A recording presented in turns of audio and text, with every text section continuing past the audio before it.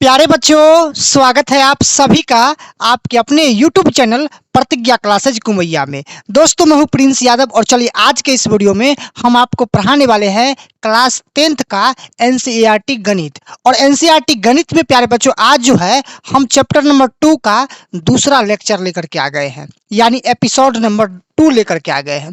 तो इसमें हम आपको पढ़ाने वाले हैं चला प्रश्नावली 1.2 यानी पूरा अध्याय समाप्त।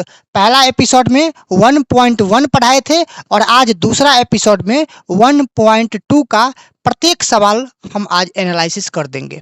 ठीक है ना प्यारे बच्चों, तो आपसे यही विनम्र विनती है कि आप लोग इस वीडियो को फुल वॉच करना और हम मेरे साथ साथ आप कॉपी कलम लेके रेडी रहिएगा और इसे नोट्स बना लीजिएगा। ठीक है ना बाबू, तो चलिए मेरी बातों को तो आप समझ गए होंगे, चलते हैं डायरेक्ट बिना वक्त गवाए हुए इस वीडियो के ऊपर। तो इससे पहले एक बार आप क्या कीजिए, चैनल को सब्सक्राइब करके वीडियो को लाइक भी प्रेस कर दीजिए। अदरवाइज हमारे साथ पेड क्लास में जुड़ना चाहते हैं तो आप अभी ही प्ले स्टोर पे जाके सर्च कीजिए प्रतिज्ञा क्लासेज ऐप और हमारा ऐप को डाउनलोड कर लीजिए। अदरवाइज कोई तरह की दिक्कतें होता है तो नीचे डिस्क्रिप्शन को आप अवश्य चेक करें। चलिए प्यारे बच्चों, हम शुरू करते हैं आज के इस वीडियो को।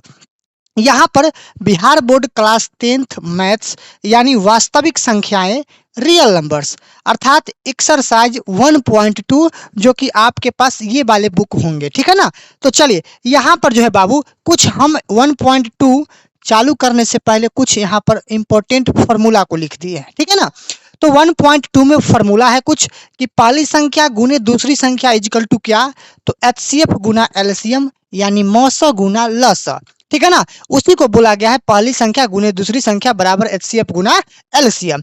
दूसरा फॉर्मूला आता है कि दो संख्याओं का गुणनफल बराबर क्या होगा, तो एचसीएफ गुना एलसीएम होगा यानी मौसा गुना लसा होगा।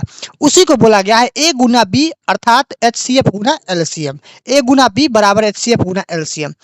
तीसरा फॉर्मूला आता है कि एचसीएफ यानी मौसा बराबर क्या होगा, तो दो संख्याओं का गुणनफल बट्टा एलसीएम यानी अंश में दो संख्याओं का गुणनफल और हर में एलसीएम। उसी प्रकार से अगर एलसीएम बराबर पूछा जाएगा, लसा बराबर पूछा जाएगा तो कहिएगा दो संख्याओं का गुणनफल बट्टा एचसीएफ अर्थात अंश में हो जाएगा दो संख्याओं का गुणनफल यानी ऊपर में और बट्टा यानी हर में हो जाएगा आपका एचसीएफ।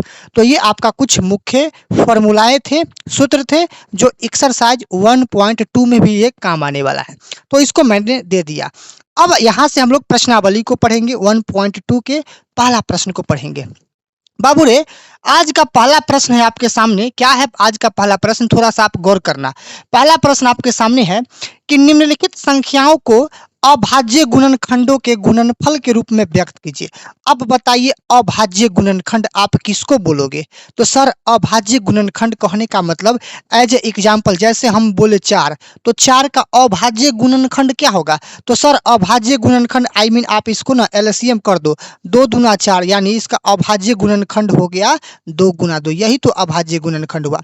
इसका अभाज्य गुणनखंड के रूप में व्यक्त करना है तो जैसे 4 का अभाज्य गुणनखंड हुआ 2 गुने 2 अर्थात 2 कै बार आया 2 बार, तो हम इसको लिख सकते हैं क्या 2 के पावर 2। इस प्रकार से बनाना है। एक और नेक्स्ट एग्जांपल जैसे हम बोले 12 तो 12 का अभाज्य गुणनखंड अगर 2 से लगाते हैं तो 6 बार में जाएगा, 2 से लगाते हैं तो 3 बार में जाएगा। देखिए 2 कै बार है 2 बार है तो 2 के पावर 2 और गुना हो जाएगा 3। इसी प्रकार से इस प्रश्न के सारे प्रश्न को हल कर देना है। ठीक है ना बाबू, आई होप कि आप समझ गए होंगे। अब आते हैं डायरेक्ट प्रश्न के प्रति। प्रश्न हमारा आज का पहला नंबर प्रश्न है 140। अब प्यारे बच्चों ध्यान देना, 140 को हम ध्यान देना कैसे बनाएंगे। 140 को हम बना रहे हैं, 140 को अगर 2 से लगाते हैं तो 70 दूना 140, 2 से लगाते हैं बुआ जी तो 35 दूना 70 है ना, और 5 से लगाते हैं तो 5 सते 35 है ना बुआ जी। तो यहाँ पर आप कह सकते हैं क्या सर 2 कै बार आया है, 2 बार आया है, तो 2 के पावर 2 और गुना 5 अकेला है और 7 भी अकेला है, यानी आपका फाइनल आंसर ये रहा। फाइनल आंसर आपका ये रहा। क्लियर है ना बुआ जी। अब आते हैं आज का दूसरा प्रश्न पे। दूसरा प्रश्न हम लोग का है 156। अब देखिए सर 156 का हम लोग कैसे बनाएंगे, ध्यान देना। 156 को अगर 2 से लगाते हैं बुआ रे तो 2 सते 14 और 2 अठे 16, 78 बार में चला गया। 2 से लगाते हैं तो 2 तिहाई 6 और 2 नमा 18, 39 बार में आ गया। 3 से लगाते हैं तो ये चला जाएगा 13 बार में, है ना। तो देखिए 2 कै बार आया है, 2 बार आया है, तो लिखेंगे 2 के पावर कितना बुआ जी, 2 के पावर 2 लिखेंगे, 2 के पावर 2 और गुना 3 अकेला है, सिंगल है, और 13 भी अकेला है यानी सिंगल है। तो आपका आंसर ये रहा 2 के पावर 2 और गुना 3 गुना 13। तो आपका ये दूसरा हो गया। अब प्यारे बच्चों तीसरा प्रश्न को देखिए, तो यहाँ पर है 3825। अब देखिए सर 3825 को आप कैसे लगाओगे, ध्यान देना। 3825 को आप कैसे लगाओगे, देखो तो सर ये 3825 2 से जाने वाला है, नहीं सर ये 2 से बिल्कुल नहीं जाएगा, ये 3 से जाएगा। अगर हम 3 से लगाते हैं तो ध्यान देना, यहाँ पर 3 से लगाते हैं तो 3 एकम 3, 3 दूना 6, ठीक है ना। और यहाँ पर 12 हो जाएगा, नहीं 12 नहीं होगा, 3 एकम 3 हो गया, ठीक है ना। 3 दूना 6, 8 में 6 चला गया, 2 बचेगा, और 3 सत्ते 21 और 3 पछे 15, ठीक है ना। फिर अगर हम 3 से जाते हैं तो ये जाएगा 3 चौका 12, ठीक है ना, और 25 तिहाई 75। क्लियर है ना बाबू रे। अब देखो ये 5 से जाएगा, अब 5 से जाएगा, 3 से ना जाएगा। 5 से जाते हैं तो 5 अठे 40 और 5 पचे 25। फिर अगर 5 से जाते हैं तो हो जाता है 17 पचे 85। क्लियर है ना सर, हाँ सर क्लियर है, समझ में आ रहा है। 3 कै बार है बाबू, 3 हम लोग का 2 बार है, तो लिखेंगे 3 के पावर कितना बाबू 2, गुना 5 कै बार है, 2 बार है, तो लिखेंगे 5 के पावर कितना 2, और गुना यहाँ पर क्या लिखिएगा, अकेला है सिंगल यानी 17। तो आपका इस प्रश्न का फाइनल आंसर ये रहा। इसी टाइप से बनाना है सर। अब आइए प्यारे बच्चों अगला प्रश्न यहाँ पर देख लीजिए, चौथा प्रश्न। अब चौथा है सर 5005, 5005 है बुआ जी। अब देखो 5005 को हम लोग कैसे बनाएंगे, 5005 को हम लोग कैसे बनाएंगे, अगर 5 से लगाते हैं तो 5 दहाई 50 ना, उसके बाद 1 जीरो आ जाएगा, अब 5 एकम 5, ठीक है ना बुआ जी। अगर हम 7 से लगाते हैं तो देखिए 7 एकम 7, 3 बच गया, 3 पर 0 30, यानी 7 चौका 28 ना, 2 बच गया, और 7 तिया 21। अगर प्यारे बच्चों यहाँ पर अगर आप 11 से लगाओगे तो ये चला जाएगा 11 एकम 11 और 11 तिहाई 33, यानी इस प्रश्न का फाइनल आंसर हो गया बुआ जी 5 गुना 7 गुना 11 गुना कितना बुआ जी 13। तो ये रहा इस प्रश्न का बिल्कुल आंसर। क्लियर है ना सर, क्लियर होना चाहिए, और मेरे साथ साथ आप कॉपी में इसे नोट्स भी बनाते चलिए। अब अगला प्रश्न है बुआ जी आज का 5वां नंबर प्रश्न है। अब 5वां नंबर प्रश्न को आप कैसे बनाओगे सर, थोड़ा सा आप मुझे बताओ कि 7429 है ना, तो 7429 को अब हम लोग बनाने का प्रयास करते हैं। ध्यान देना यहाँ पर 7429। अब देखिए बुआ जी इसमें कैसे लगाइएगा, 17 से देखते हैं जाके सर डायरेक्ट। अगर 17 से जाते हैं तो ये हो जाता है 17 चौका 68 ना, 4 बार में हम लोग का 68 खत्म हो गया, है ना। तो 68 में क्या जोड़िएगा तो 74, 68 और 2 70 और 4 74, है ना। तो आपका बचेगा 6, है ना, तो 6 इधर और 2 ऊपर से आ जाएगा तो 62 हो जाएगा। फिर कहेगा 17 तिया 51 और 17 सते 119, 437 आ गया। अब कहिएगा सर कैसे जाते हैं, 19 से देखते हैं जाके, 19 से देखते हैं जाके, तो कहेगा सर 19 दूना 38, 19 तिया 57, ज्यादा हो जाता है। 19 दूना 38 रहने दीजिए, 38 और 2 40 और 3 43, तो 5 बच गया, 5 पर 7 57, तो 19 तिया 57 हो जाता है ना। तो आपका आंसर हो गया 17 गुना 19 और गुना 27। ये रहा हम लोग का फाइनल आंसर। तो अभी के इस प्रश्न में हमने क्या पढ़ा, क्वेश्चन नंबर 1, निम्नलिखित संख्याओं को अभाज्य गुणनखंडों के रूप में व्यक्त कीजिए।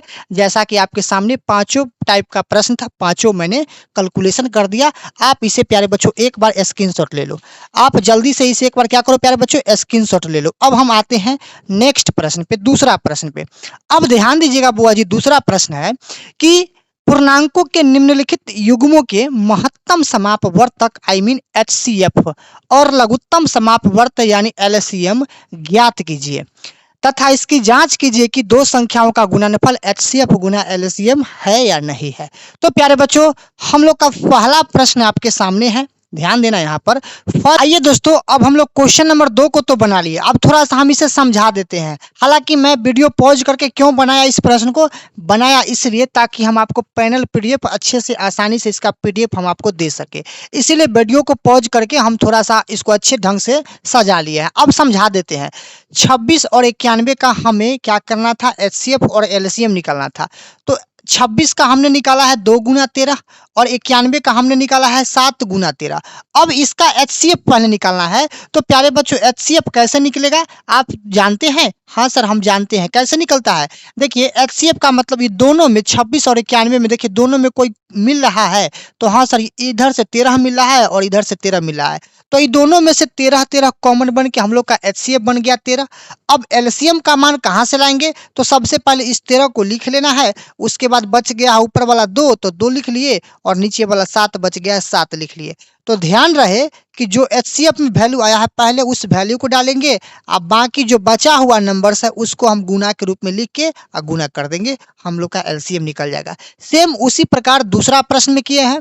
510 का अभाज्य गुणनखंड आया है 2 गुना 3 गुना 5 गुना 17 और 92 का अभाज्य गुणनखंड है 2 गुना 2 गुना 23।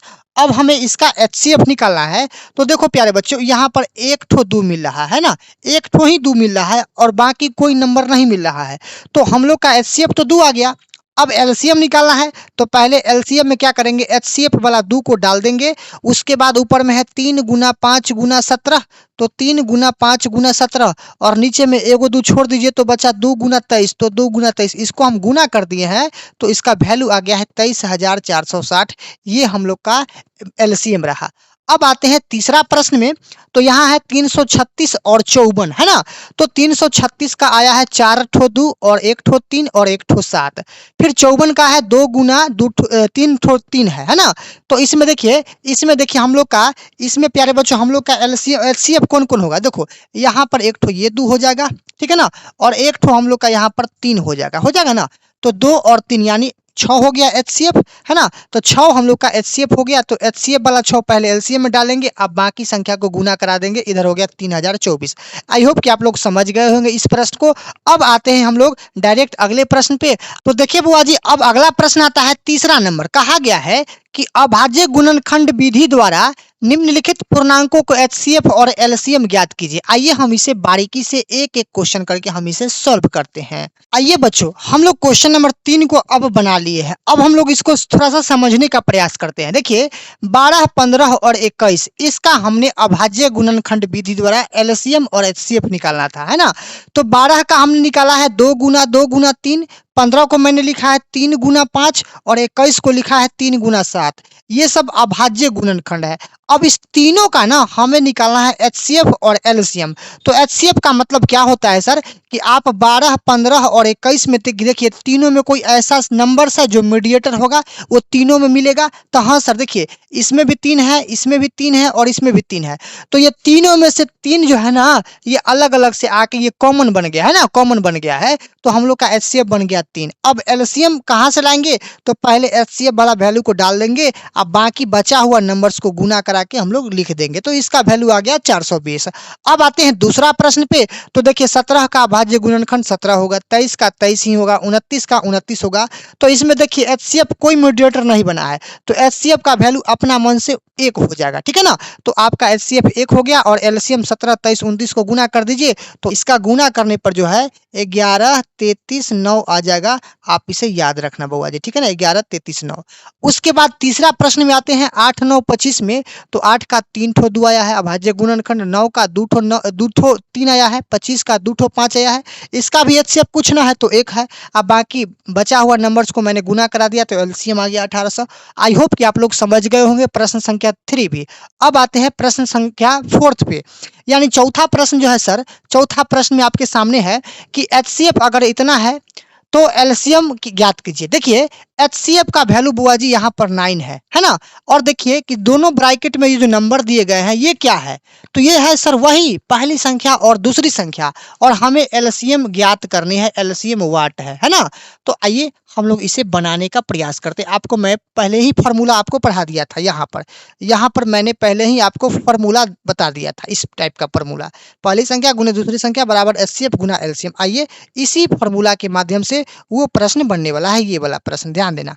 देखिए सबसे पहले समझिए कि सर ये हो जाएगा 306 पहली संख्या और 657 दूसरी संख्या। तो यहाँ भी 306 है और 657 है, तो दोनों ब्रैकेट में से कोई एक के ब्रैकेट का काम करेंगे। तो सर पहली संख्या का वैल्यू कितना हो जाएगा बताइए। सर पहली संख्या का वैल्यू हो जाएगा 306 हो जाएगा।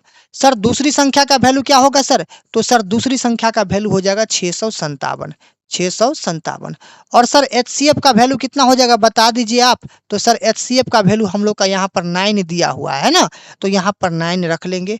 और सर LCM का वैल्यू क्या हो जाएगा, तो LCM मुझे कुछ ना है सर, LCM तो हमें निकालनी है ना, LCM तो हमें निकालना है ना, तो LCM को आप LCM ही रहने दो।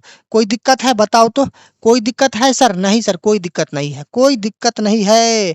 अब आइए इसे फार्मूला पे लाते हैं। इसका फार्मूला एक होता है कि सर इसका एक सूत्र होता है। सूत्र क्या होता है बुआ जी, आप इस सूत्र को लिख लो, ठीक है ना। सूत्र होता है, क्या होता है सूत्र, कि सर पहली संख्या गुना दूसरी संख्या बराबर होता है सर HCF गुना LCM के बराबर, HCF गुना LCM के बराबर होता है ना।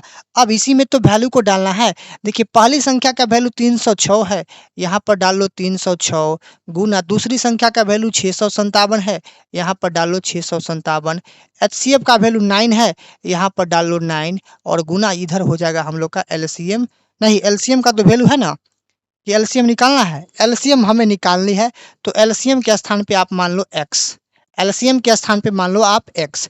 तो इन दोनों को आपस में रहने दो प्यारे बच्चों, 306 को 306 गुना 657 को 657 रहने दिए और 9 को x से गुना करवा दिए, तो इधर हो गया 9x, है ना। फिर ये चीज को एक बार और लिख देते हैं नीचे, 306 गुना में 657 और बराबर में इधर हो जाएगा x, और ये x के गुणांक में 9 है, ये भाग में आ जाएगा यानी बट्टा में आ जाएगा 9। अब इसे काटने कुटने का काम कर दो। देखो सर 9 से इसको काटेंगे तो 9 तिया 27, 3 बच गया और 9 चौका 36, यानी आप बोलोगे सर 34 को और 657 को गुना करवा देते हैं। 34 को और 657 से हम लोग गुना करवा देंगे तो ये हो जाएगा x के बराबर। तो कहिए सर कि सर x का वैल्यू कितना आ जाएगा बता दीजिए आप। तो सर इसको अगर आप गुना करवाते हो ना तो इसका जो आंसर बनता है 22, 33, 8 बनता है। कितना बनता है बुआ जी? 22, 33, 8, 22, 33, 8, ये आपका फाइनल आंसर बन गया सर। ये हम लोग का क्या बन गया? x का फाइनल आंसर बन गया। x क्या है सर? x क्या है? x एक प्रकार के LCM था, तो हमें LCM का वैल्यू निकल गया है कितना बुआ जी? LCM का वैल्यू निकल गया है यहाँ पर 22, 33, 8। आई होप कि आप लोग समझ गए होंगे। आते हैं नेक्स्ट क्वेश्चन, यहाँ आज का 5वां नंबर प्रश्न में। जांच कीजिए कि क्या किसी प्राकृत संख्या n के लिए 6 के पावर n अंक 0 पर समाप्त हो सकती है। प्यारे बच्चों n क्या है? n नंबर ऑफ टर्म है, अर्थात एक प्राकृत संख्या है, नेचुरल नंबर है, यहाँ लिख दिया है जहाँ n एक प्राकृत संख्या है। तो प्यारे बच्चों देखिए 6 के पावर n है, 6 के पावर n अंक 0 पर कब समाप्त होगा बताओ तो। सर 0 पर कब समाप्त होगा? जब किसी संख्या का गुना करने पर 2 गुने 5 के रूप का आएगा तब ना होगा। जैसे 2 और 5 को गुना करेंगे तो 10 आया, यानी यह संख्या जो है ना 0 पर समाप्त हुआ। इसी प्रकार से हम बोलेंगे सर अगर 2 गुना 10 लेते हैं तो 2 दहाई 20 होता है, यानी ये भी संख्या 0 पर समाप्त हो गया। हम बोलेंगे सर 3 गुना 5 लेते हैं तो 4 गुना 5 लेते हैं तो 4 पंचे 20 आएगा, यानी ये भी संख्या जो है ना 0 पे समाप्त हो रहा है। तो कहने का मेरा तात्पर्य ये मिला प्यारे बच्चों कि यहाँ पर 6 के पावर n है, 6 के पावर n है, तो 6 के पावर n अंक 0 पर समाप्त कब हो सकती है। तो इसके लिए हमने एक नोट बनाया है। नोट से पहले आप जानिए कि 6 के पावर n का अगर अभाज्य गुणनखंड करते हैं तो ये आता है 2 गुना 3 के पावर n के रूप में। जैसे प्यारे बच्चों अगर 6 के पावर n का हम अभाज्य गुणनखंड करेंगे तो 2 गुने 3 आएगा, बराबर 6 के अकॉर्डिंग आ गया। पावर में n है तो पावर में n डाल लो, यानी 6 के पावर n अंक का अभाज्य गुणनखंड क्या होगा, 2 गुने 3 के पावर n है ना। तो इसके लिए एक नोट है। नोट क्या है कि शून्य पे समाप्त होने वाली संख्या का अभाज्य गुणनखंड 2 गुने 3 के पावर n के रूप का होगा। 2 गुने 3 के पावर n, नहीं 3 नहीं होना चाहिए, यहाँ पर 5 होना चाहिए। 2 गुने 5 के पावर n के रूप का होगा, तब जाके वह संख्या 0 पर समाप्त होगा। ये सिंपल में अगर 2 से 5 को गुना करते हैं तब जाके आपका 10 बनता है, और 10 बनता है तो 10 जो है 0 पर समाप्त हो सकता है। अतः 6 के पावर n अंक शून्य पर समाप्त नहीं हो सकती है। बस आपका फाइनल आंसर हो गया। आई होप कि आप लोग समझ गए होंगे। हाँ तो प्यारे बच्चों, हम लोग अब क्वेश्चन नंबर 6 को देखने वाले हैं। 6 में बोला है कि व्याख्या कीजिए कि इतना इतना जो है ना ये भाज्य संख्या क्यों है। अब बताइए भाज्य संख्या किसे कहते हैं। तो सर भाज्य संख्या आई मीन कंपोजिट नंबर, तो वैसी संख्या जो एक और स्वयं को छोड़कर अन्य किसी और संख्या से पूर्णतः विभाजित हो, उसे ही कंपोजिट नंबर अर्थात भाज्य संख्या कहते हैं। तो प्यारे बच्चों, ये भाज्य क्यों है इसके बारे में थोड़ा सा मुझे कैलकुलेशन करना है, आप समझना। देखो 7, 11 और 13 इसमें बताइए सर कॉमन कितना है। सबसे पहले इसको एक बार नोट कर लेते हैं ना। 7 गुना 11 गुना 13 और प्लस में कितना हो जाएगा 13। इसमें देखिए तो सर कॉमन कितना है, इसमें सर कॉमन हो जाएगा 13, यानी 13 कॉमन हो जाएगा। तो सर अगर 13 को कॉमन ले लेते हैं तो अंदर का बचता है 7 गुना 11 है ना, और गुना में 1 हो जाएगा, प्लस में 1 हो जाएगा ना सर। यहाँ देखिए 13 इंटू 11 को 7 बार पढ़ेंगे तो 77 यानी 77, और प्लस में हो जाएगा 1 है ना। फिर 13 को अगर गुना करते हैं किससे, 77 और 1 जोड़ देते हैं तो 78 हो जाएगा। और जब इसको गुना करिएगा तो 13 8 104, 104 का आपका क्या हो जाएगा, 104 का इधर आप लिखिएगा 4, हासिल का 10, 13 सत्ते 91 और 10 कितना हो जाएगा 100 माने 91 और 10 यानी आपका हो जाएगा 101 है ना, 101। यानी इसका जो फाइनल वैल्यू आया ये आया 1014।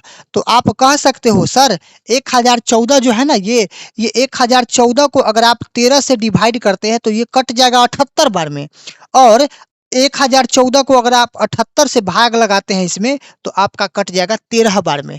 तो परिभाषा से तो क्लियर हो गया कि एक और स्वयं को छोड़कर अन्य किसी भी संख्या से पूर्णतः विभाजित हो अर्थात भाज्य संख्या कहलाएगा। तो देखो यहाँ पर 1014 को अगर आप 13 से डिवाइड करते हैं तो ये चला जाएगा 78 बार में। अगर प्यारे बच्चों 1014 को अगर 78 से डिवाइड करते हो तो ये चला जाएगा 13 बार में। आप इसे भाग लगा के आप चेक कर लेना कि गुरुदेव सही बोले हैं कि झूठ बोले हैं, ठीक है ना। तो अर्थात ये क्या है, ये एक भाज्य संख्या है। ये क्या है बुआ जी, ये एक भाज्य संख्या, ये भाज्य है। यहाँ पर लिखना ये भाज्य है। तो पहला तो हम लोग का कैलकुलेशन हो गया कि ये भाज्य है। अब हम लोग को दूसरा को यहाँ पर कैलकुलेशन करना है। तो दूसरा बार में आपको लिखना है क्या बुआ जी, पुनः, ठीक है ना, पुनः। अब बताइए कि इसमें देखिए यहाँ से 7 गुना, यहाँ से घटते क्रम में है ना, 7 गुना 6 गुना 5 और गुना में हो जाएगा आपका 4 और गुना में हो जाएगा आपका 3 गुना में हो जाएगा 2 गुना 1 और प्लस में हो जाएगा 5 है ना। इसमें देखिए तो कॉमन क्या है, इसमें कॉमन प्यारे बच्चों आप लोग का कॉमन जो होगा ना, इसमें 5 कॉमन है। देखो यहाँ पर 5 है, यहाँ पर 5 है ना, तो 5 कॉमन है बुआ जी, तो 5 तो कॉमन आ गया ना। तो अंदर में बचेगा 7 गुना 6 है ना, और गुना में 1, फिर गुना में बचेगा 4 है ना, फिर गुना में बचेगा 3 और गुना में बचेगा 2 गुना में बचेगा 1 और प्लस में बचेगा 1, क्योंकि 5 से 5 कट जाएगा तो एक ही बचेगा। यहाँ बच गया आप लोग का 5, 7 छक 42 है ना, गुना 4 1 कम 4 है ना, और गुना 3 दूना 6 और प्लस में हो जाएगा 1, आप बोलो सर 5 और इंटू इसको गुना करा दो ना सर, 4 दूना 8 हासिल का रहेगा, हासिल नहीं रहेगा, 4 चौका 16 ये आ गया 168 और गुना इधर हो जाएगा 6 और प्लस में कितना 1 हो जाएगा। अब देखो यहाँ पर सर 5 इंटू 6 8 48 यानी बचा 4, 6 1 36 और 4 40 के शून्य हासिल बचेगा कितना 4, 6 एकम 6 और 4 10 यानी 1008 और इधर का 1 जुट जाएगा। तो हम लोग का हो गया फाइनल आंसर 5 गुना 1008 और एक जोड़ लो तो ये हो जाएगा 1009। अब आप इसको गुना करते हो तो 5 नामा 45 और इधर हो जाएगा हम लोग का एगो जीरो बढ़ जाएगा, इधर हो जाएगा 50। तो हम लोग का फाइनल आंसर बुआ जी 5045 आ गया है, 5045 आ गया है। तो आप बोल सकते हो सर, आप क्या बोल सकते हो यहाँ पर, थोड़ा सा आप कल्पना करो इसको। सर देखिए, अगर ये 5045 में अगर 5 से डिवाइड करेंगे ना तो ये चला जाएगा 1009 बार में। अगर 5045 को अगर 1009 से डिवाइड करेंगे तो ये कट जाएगा 5 बार में। ये भी आपका परिभाषा से क्लियर हो गया कि एक और स्वयं को छोड़कर पूर्ण अन्य किसी और संख्या से पूर्णतः विभाजित है। यानी 5 से भाग लगाओ इसमें तो आपका कटेगा 1009 बार में, और 1009 से भाग लगाओ इसमें तो आपका कटेगा 5 बार में, अर्थात ये भी भाज्य है। तो यहाँ पर लिख दो, अतः दी हुई संख्याएं क्या लिखिएगा बुआ जी, अतः दी हुई संख्याएं भाज्य है। अतः दी हुई संख्याएं क्या है बुआ जी, दी हुई संख्याएं जो है आपका भाज्य है ना। तो आपका ये भी आपका फाइनल आंसर हो गया। आई होप कि आप लोग समझ गए होंगे। आते हैं आज का नेक्स्ट प्रश्न, यानी आज का आखिरी प्रश्न हो जाएगा इस 1.2 का, ठीक है ना।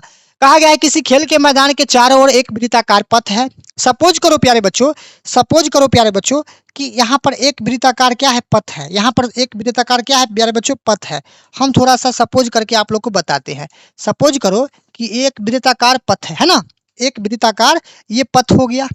अब इस पथ पे प्यारे बच्चों कहा गया है कि इस एक वृत्ताकार पथ है, यानी इस पथ में क्या है, इस मैदान का एक चक्कर लगाने में अगर सोनिया को, किसको बुआ जी, सोनिया को अगर 18 मिनट लगता है, जबकि इसी मैदान का एक चक्कर लगाने में जो है रवि को कितना मिनट, 12 मिनट लगता है। मान लीजिए कि वे दोनों एक ही स्थान और एक ही समय पर चलना प्रारंभ करके एक ही दिशा में चलते हैं, तो कितने समय बाद पुनः प्रारंभिक स्थान पर मिलेंगे। मेरा कहने का तात्पर्य ये हुआ कि यहाँ पर अगर सेंटर है, इस सेंटर से अगर सोनिया जो है इस पूरे वृत्ताकार पथ को अगर चक्कर लगाता है तो उसको चक्कर लगाने में, किसको, सोनिया को जो है बुआ जी चक्कर लगाने में पूरे वृत्ताकार पथ को कितना मिनट लगता है बुआ जी, सोनिया को लगता है 18 मिनट, है ना। उसके बाद एक रवि नाम का लड़का है। अब इस रवि को जो है फिर पूरे वृत्ताकार पथ को जो है ना चक्कर लगाने में रवि को लगता है 12 मिनट। रवि को कितना मिनट, 12 मिनट। यहाँ पर आप मिनट लिख दो ताकि समझ में आएगा। रवि को 12 मिनट, सोनिया को 18 मिनट और रवि को 12 मिनट। तो आप बताइए कि पहले तो सोनिया ने चला था, पूरे वृत्ताकार पथ को पार किया था, उसके बाद पीछे पीछे गया रवि, तो रवि को लगा 12 मिनट। तो बताइए कि दोनों में तेज कौन चला, तो तेज चला रवि, क्योंकि सोनिया को 18 मिनट लगा तो रवि को 12, यानी दोनों में 6 का डिफरेंट है। तो आप कह सकते हैं सर इस टाइप के प्रश्न को डायरेक्ट आंख मूंद करके एचसीएफ ले लो, एचसीएफ नहीं एलसीएम ले लो। देखो बुआ जी 18 और 12 का आंख मूंद करके एलसीएम ले लो।